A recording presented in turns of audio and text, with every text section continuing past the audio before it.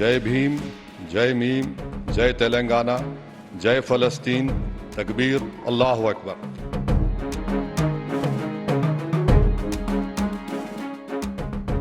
वैश्विक स्तर पर इस वक्त सभी की नजरें इजराइल और हमास के युद्ध पर टिकी हैं। कारण स्पष्ट है, दोनों तरफ से भयावह युद्ध अपराध को अंजाम दिया जा रहा है। संयुक्त राष्ट्र के महासचिव एंटोनियो गुटेरेस हर बार इस युद्ध अपराध से दुनिया को अवगत करा रहे हैं, लेकिन पूरी दुनिया के सभी ताकतवर देश मानो सोए हुए हैं। किसी का कोई वश नहीं चल रहा है। ज्यादा ताकतवर होने की वजह से पूरे फिलिस्तीन क्षेत्र में होती इजराइल की कार्रवाइयां ज्यादा क्रूर हैं। जान माल का ज्यादा नुकसान फिलिस्तीनी नागरिकों का हो रहा है। लेकिन ऐसा नहीं है कि दुख इजराइल को नहीं है, उसके भी कई नागरिक अभी भी हमास के पास बंदी हैं। पर हमले की शुरुआत से ही फिलिस्तीन में बूढ़े, बच्चे और महिलाओं की नाहक मौतों का सिलसिला अभी भी बदस्तूर जारी है। इसीलिए उनका दर्द हर जगह महसूस किया जा रहा है। भारत देश में ऑल इंडिया मजलिस से इत्तेहादुल मुस्लिमीन के मुखिया असदुद्दीन ओवैसी को फिलिस्तीनी नागरिकों का दुख ज्यादा गहरा लगा है। शायद इसलिए तेलंगाना के हैदराबाद से चुनकर आए ओवैसी ने 18वीं लोकसभा में शपथ ग्रहण के दौरान जय भीम, जय मीम के साथ जय फिलिस्तीन का नारा लगाया है। श्री असदुद्दीन ओवैसी।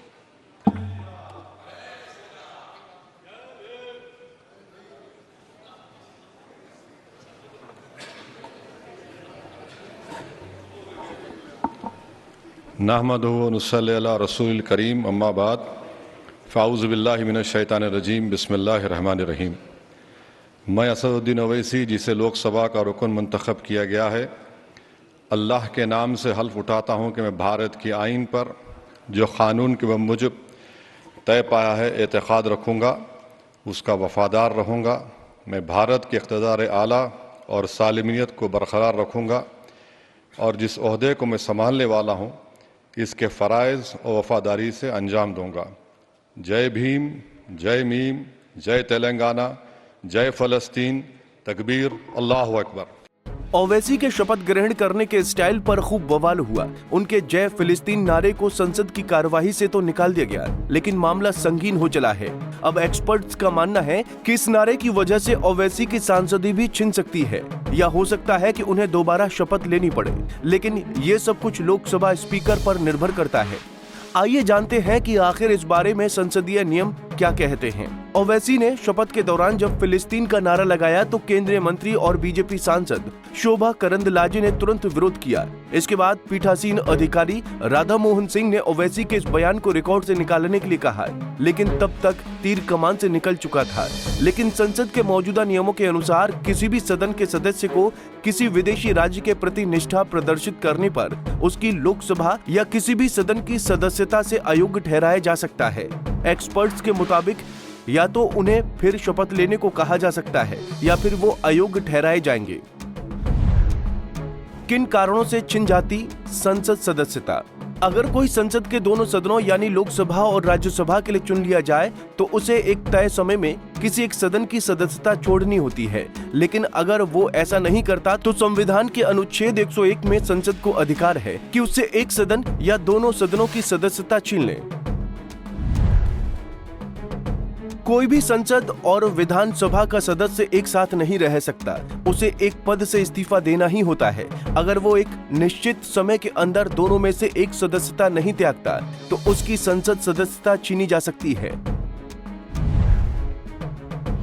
संसद के किसी भी सदन का सदस्य बिना इजाजत अगर संसद की बैठकों कार्यवाही से 60 दिनों तक गैर हाजिर रहता है तो उसकी सीट को खाली घोषित किया जा सकता है, यानी उसकी सदस्यता खत्म मान ली जाती है।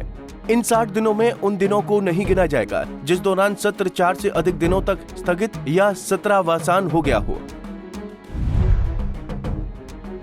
संविधान के अनुच्छेद 102 के मुताबिक अगर कोई सदस्य सरकार में लाभ के पद पर है तो उसकी संसद सदस्यता चली जाती है। सिर्फ उस पद पर बने रहने पर वो अयोग्य घोषित नहीं होगा। जिस पद पर सांसदों का बना रहना किसी कानून के तहत उसे अयोग्य नहीं ठहराता, वहां से वेतन, भत्ते और दूसरे सरकारी लाभ लेने पर मनाही है।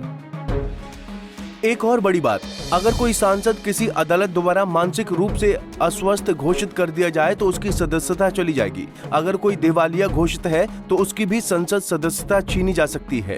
सबसे अहम बात, अगर कोई व्यक्ति भारत का नागरिक ना हो या फिर वो किसी और देश की नागरिकता ग्रहण कर ले तो उसकी सदस्यता रद्द कर दी जाएगी। संविधान के अनुच्छेद 102 के मुताबिक अगर वो किसी और देश के प्रति निष्ठा जताता है तो भी उसकी सदस्यता जा सकती है। ओवैसी के मामले में यही दावा किया जा रहा है। क्योंकि उन्होंने फिलिस्तीन के प्रति निष्ठा प्रदर्शित की, इसलिए संसदीय कानूनों के मुताबिक उनकी सदस्यता जा सकती है। इसके अलावा दल बदलने पर, पार्टी के आदेशों का उल्लंघन करने पर और 2 या इससे अधिक साल की सजा होने पर भी संसद की सदस्यता चली जाती है। किसी सांसद ने अपने चुनावी हल्फनामे में कोई गलत जानकारी दी है या फिर वो लोक प्रतिनिधित्व अधिनियम का उल्लंघन करता है तो उसकी सदस्यता चली जाती है। Bureau report, Punjab Kesari TV. हमसे जुड़े रहने के लिए हमारे YouTube चैनल को सब्सक्राइब करें और नई वीडियो की नोटिफिकेशन के लिए बेल आइकॉन को दबाएं।